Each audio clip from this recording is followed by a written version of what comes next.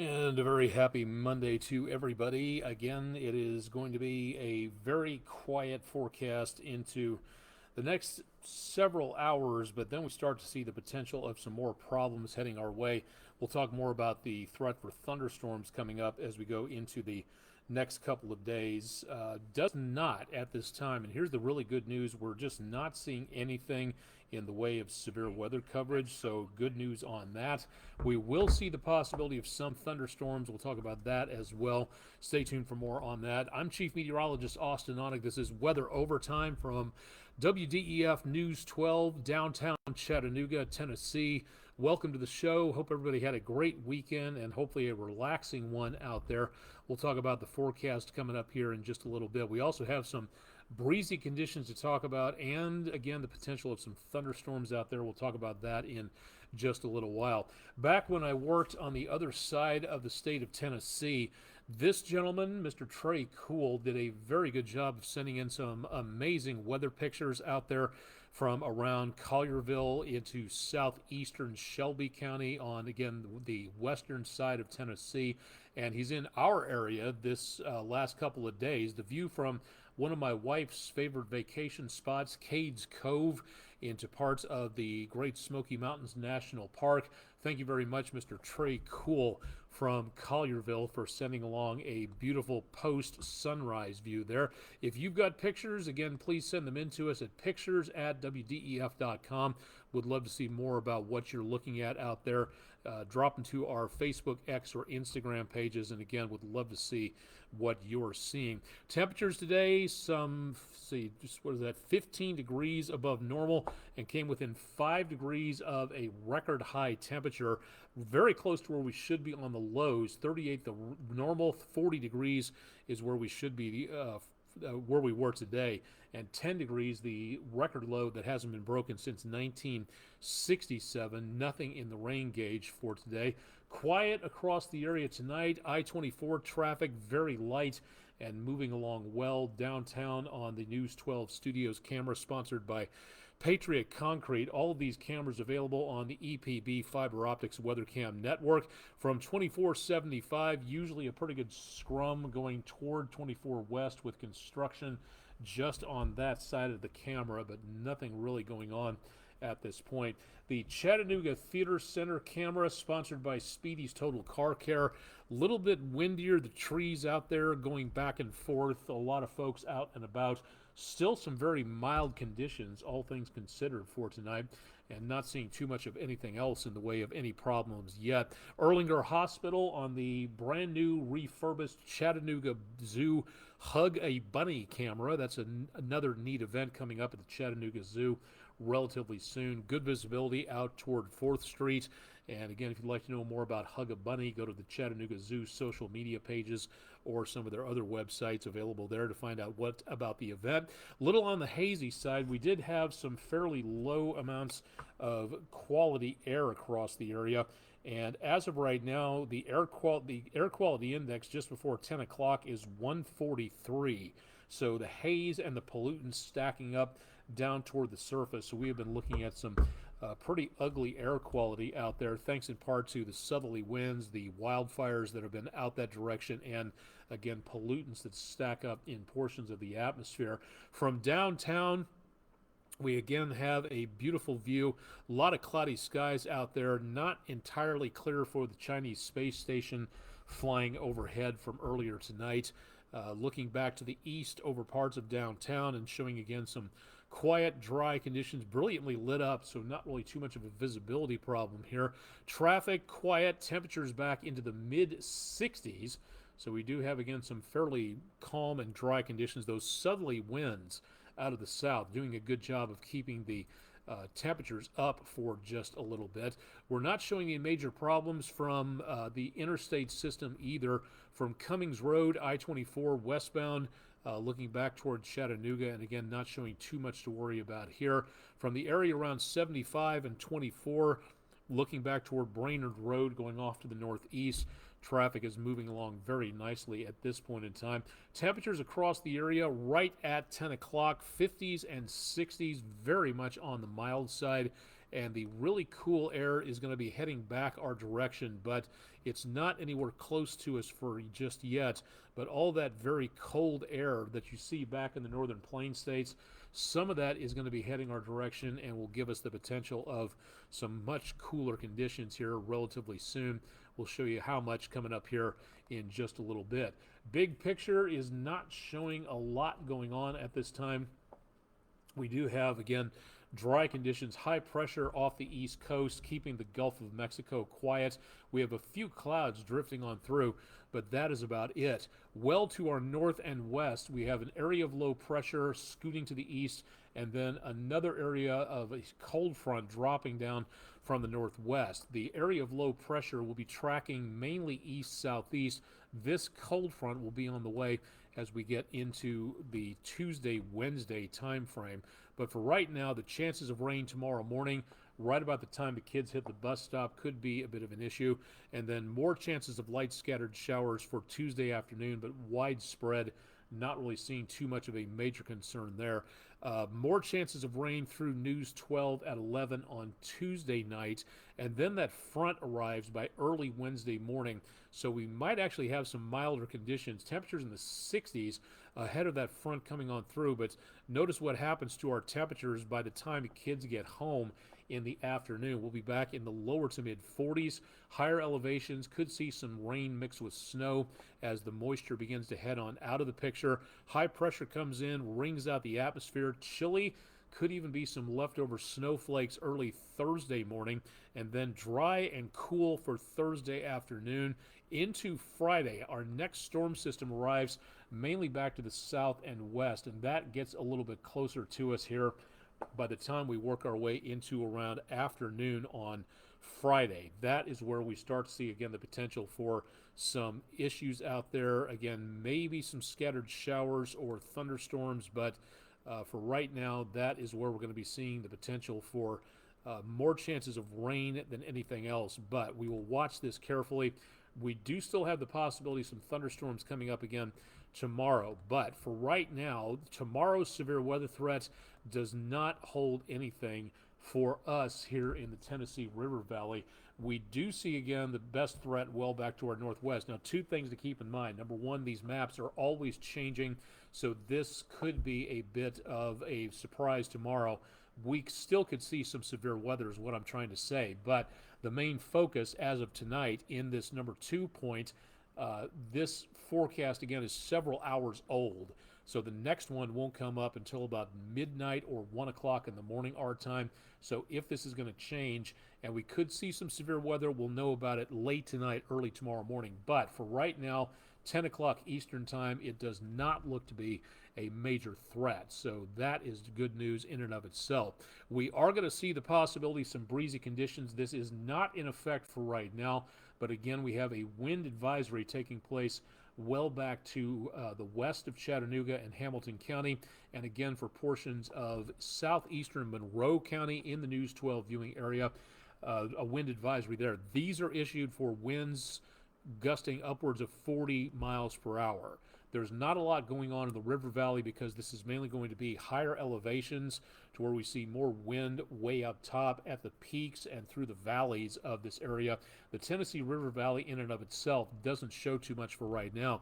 Now we're also looking back toward Blount, Sevier, Cocke counties. That's where we see, again, a high wind watch going into effect. So the worst of the winds could be in these southeastern counties right up against the Tennessee, North Carolina line.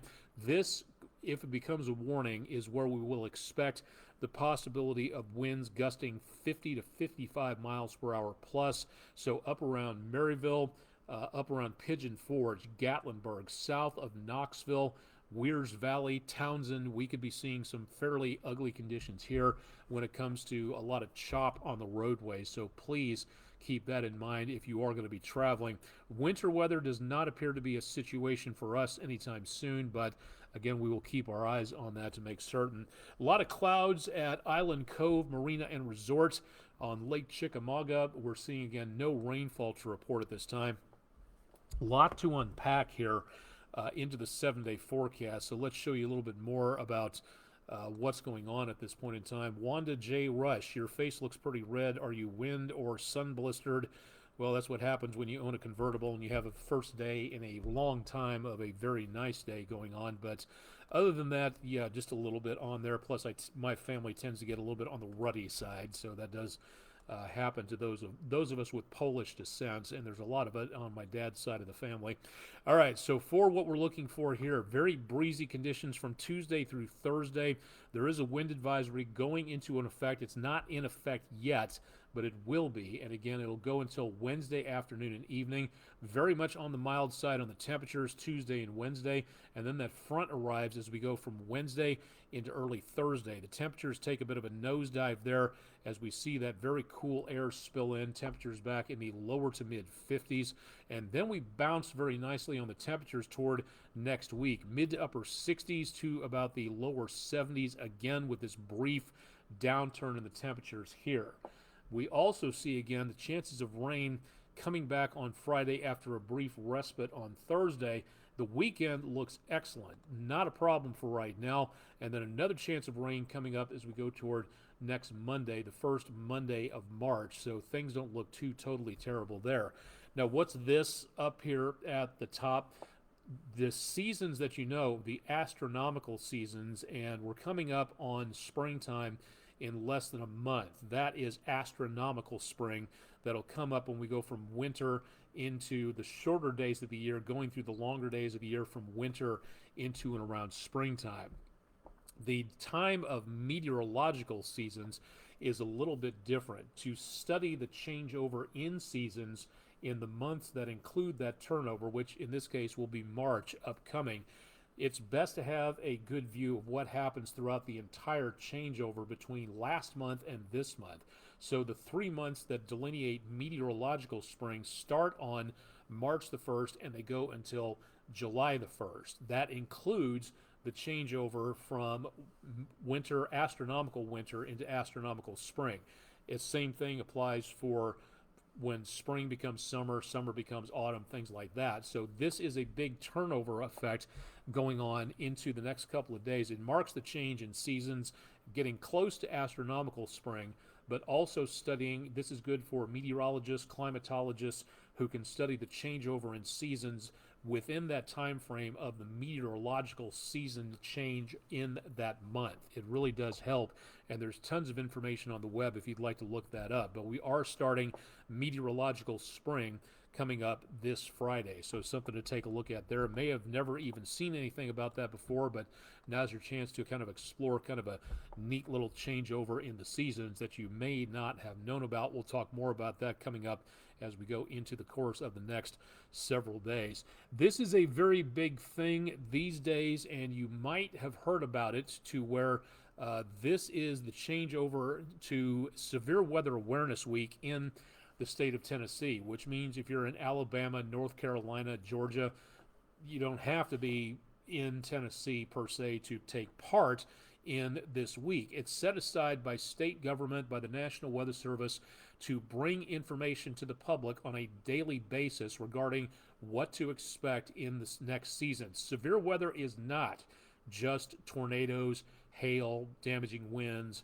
It can be a whole bunch of other stuff too, including for today, it can be flooding and flash flooding. And this is a very important thing to remember, especially at this time of the year, and especially in this area of the country where the topography can work against you when it comes to escaping flooding, to where the valleys that we have here, the tall mountains around the area, the rain that falls in one location can get shunted downwards by the hills and the valleys and can really stack up in some places. So knowing a little bit more about what flooding is, what flash flooding is, how important these things are, and especially why not to ignore warnings or watches when these things are posted to see if you are in danger.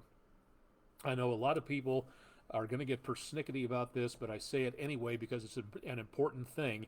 The catchphrase, the one the National Weather Service puts out, turn around, don't drown. You can call it a stupid little poem if you want to, but if it saves people's lives, I'm all for it. And I think that's a very good idea, so that people do not drive into water-covered roadways. It might just be the last mistake you ever make. Here's the interesting thing. You see something like this and think, oh, I'm driving an SUV, I'm driving a big van, it should not be a problem. Well, if you have enough water flowing through there, 6 to 12 inches of rainfall is more than enough to float your car off of a roadway. Yes, that includes your great big SUV. There's also the threat of stuff flowing through here under the surface. You don't know what's in that water. You don't know if a piece of debris is going to ramp you up on top of it, and then you're going to have a swift water rescue come and pluck you out of that, where they could be taking care of other people who are in trouble. Instead, you chose to ignore safety and common sense and drive into the water and think, oh, nothing could possibly happen. I discussed this when I was at Chattanooga Preparatory School last week about optimism bias, about the idea that you believe nothing bad will happen to you because nothing bad has ever happened to you, therefore it will never happen. Well, you can't take that attitude. Not to mention, and number three, and this is something that's really important, when the water's flowing through here and there's enough force of that water to scour the asphalt, and please, for anybody who's going to sit there and say, oh, that never happens, it does, it has, it will again. Stop saying that it won't happen, or it hasn't happened, or I'm making it up. I am not making this up, believe me. I would make up a more interesting story if I had done something like that. But you drive into water like this, it keeps getting deeper, and then all of a sudden you notice your car is starting to float because the roadway surface has been washed away. And the next thing you know, you're floating downstream. You can't open your windows because the water has shorted out your battery and the electrical system, and you can't get out until the water starts slowly filling up your vehicle, and you need desperately quick help to make certain that you are not going to drown. So turn around, don't drown. It may sound silly, but if it saves your life, I'm all for it. It's not really a problem there. That's for today. But coming up as we go into tomorrow, lightning is called the underrated killer for a very good reason. And if you'd like to know more about this, stick around. We'll have more details at WDEF.com. And of course, we'll have more coming up in regards to what's going on with the rest of everything. I should mention very quickly that coming up, let me get back to where you can see this for just a second. Coming up this Wednesday, this will be a good opportunity to practice severe weather. The state of Tennessee will hold a statewide tornado drill at 9:30 Central, 10:30 Eastern Time, and again, that's on Wednesday. This will be an absolutely golden opportunity to get your NOAA weather radio ready to go. You may have one in a box, you may have never plugged it in, maybe it's sitting over in the corner of the office and you've never actually wanted to program it because, well, you think it's too much. What these things are, the radios that you may see, are basically computers with a radio attached to them more than anything else. And if you'd like to be able to use them so that it'll alert you for whatever you want to be alerted for, tornadoes, severe thunderstorm warnings, flash flooding, but you don't want to be alerted for air quality information, blizzard, snow, winter, stuff like that, you can program these things to make certain that you are able to make certain that you only get alerted for what you want to get alerted for. It's a very handy piece of information. This device could save your life. They should be in every school, every place of worship, every home in the country, and this is a great way of being able to make certain you stay up to date on what's going on. Don't know how to operate it? That's cool. We can help you. WDEF.com/weather, and we'll have more on this coming up a little bit later in the next several days and weeks, so you can be ready for severe weather by getting this weather radio system ready to go. So please make certain that that is ready before Wednesday's test, and then you can make certain it works by leaving it on and making certain that it is able to update you as necessary on that. Think that's almost it for tonight. We're not going to be on for too long. We've been on about half an hour, 45 minutes the last couple of times that we've been on here. Did want to mention one or two more things here for this evening. Here we go. For Marion County, Tennessee, just west of Chattanooga, coming up in just shy of a month, Thursday, March 21st, 6 p.m., Lawson Building, Jasper, Tennessee. your opportunity if you live around and in Marion County and Jasper to become a Skywarn spotter. So please register for a seat at weather.gov/MRX. Adding to that, the National Weather Service in Peachtree City, Georgia, will be holding a Skywarn spotter event the same day, just a few hours early. This will be held in Calhoun, Georgia. Gordon, we talk about these things because these are the counties that are in the News 12 viewing area. So Gordon County, this is brand new information from the National Weather Service in Peachtree City, Georgia. They cover north parts of Georgia, and for us especially northwestern Georgia. And this meeting will be held 9:30 to 11:30 a.m. Thursday the 21st of March at the Gordon County Fire Department HQ, 218 Public Safety Drive Southeast, Calhoun, Georgia 30701. Now, they did not say on their website that you need to register for a seat like the National Weather Service in Morristown did. But if you'd like more information, you can go to their website for more details. If you live in and around Gordon County, Pickens, Gilmer, Murray, Whitfield, Walker, Chattooga, Floyd, Bartow, if you live in any of those counties surrounding there, this would be a good opportunity to take the course while it is in your area. Again, this is going to be in Calhoun, Georgia, same day as the meeting in Marion County, Tennessee. This at 9:30 to 11:30 a.m., and that'll be again in Calhoun, Georgia. So please try to get there. Please consider becoming a Skywarn spotter. The more spotters we have, the better off we will all be by being protected by people who know what to look for when it comes to things like severe weather. It comes in very handy. You can find out more at my social media pages or at our website, wdef.com/weather. Would love to see more about what you are doing out there where it comes to severe weather prep, and we'll remind you about the severe weather radio test coming up as we go throughout the next couple of days. Think that is it for Severe Weather Awareness Week, and for everything else, we've taken a look at pretty much everything here.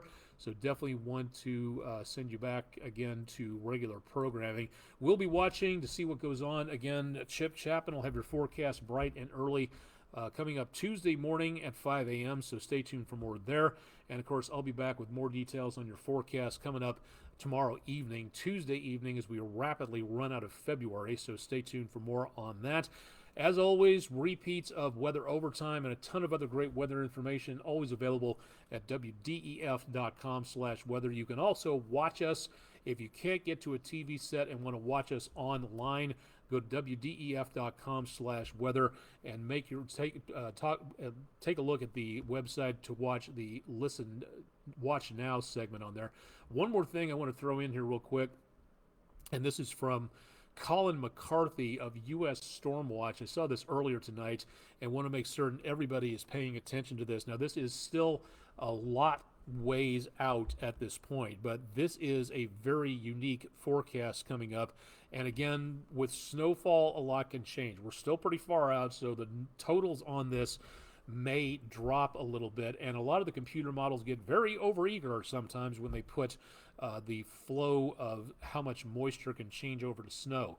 Now, that being said, that caveat, that grain of salt, if this pans out, according to Colin McCarthy on X, the biggest snowstorm of the year is going to slam the Sierra Nevada Thursday through Sunday, bringing snow totals of 3 to 9 feet below, just above 5,000 feet.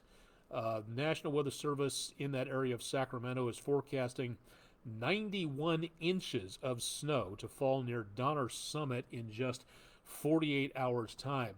Now, taking a look, what did I do with it? I knew I was going to forget that someplace, but let me show you a little bit more here. There we go. If you're heading out west, anything east of San Francisco, anything into around Reno, that area of Lake Tahoe, Sierras, the Cascades, all the way up to around Mount St. Helens, Mount Rainier, southern Washington State, eastern Oregon, and into and around down to the coastal range. They're rating this as an extreme risk, to where now they are saying, according to the National Weather Service in Sacramento, they've now upped it to 5 to 12 feet of snow at the rate of 2 inches per hour, 1 to 4 feet of snow from 3 to 5,000 feet. This could be a very good boon to the ski resorts and the tourism trade out that direction. But traveling through weather like this could get ugly. And again, this is going from Thursday through about Sunday as the system heads on through. So I think for right now, if you're traveling, again, Sacramento, Reno, Portland, Oregon, south of Seattle, north of Vegas, you're going to have to watch very carefully for what looks to be a very ugly situation shaping up here, to where we could be seeing, again, Yosemite Valley all the way back up to around Mount Shasta and Northern California. That could be picking up a heck of a lot of snowfall. So this is something you do not want to get stuck in. Now, yes, this is good news in regards to the amount of moisture in the reservoirs, so hopefully that'll help to kind of fill things back up again. Unfortunately, the way climate change is happening, we can't guarantee this is going to happen every single year, and we could find ourselves back into a drought situation very easily. But for right now, we want to make certain everybody is aware for that situation going on, to where we could see some pretty ugly travel into the western states. So please keep attuned to News 12. We'll keep you updated on that, and keep an eye on what's going on with the weather when you get that far west. And if you're going to be traveling past Thursday evening, I would take a lot of caution with you, just to be on the safe side, because we're looking at what could be some ugly situations out there. All right, that being said, I'm done for right now. Got to get ready for News 12 at 11. Again, you can see that on air or online at WDEF.com, and I'll have more for you tomorrow night on Tuesday. Live and direct from downtown Chattanooga, Monday evening, the 26th, the last Monday of February 2024. I'm Chief Meteorologist Austen Onek. Thanks for joining us for Weather Overtime tonight, and stay tuned for more with News 12 on air and online. Chip's got your forecast bright and early on Tuesday morning, starting at 5 a.m. Eastern.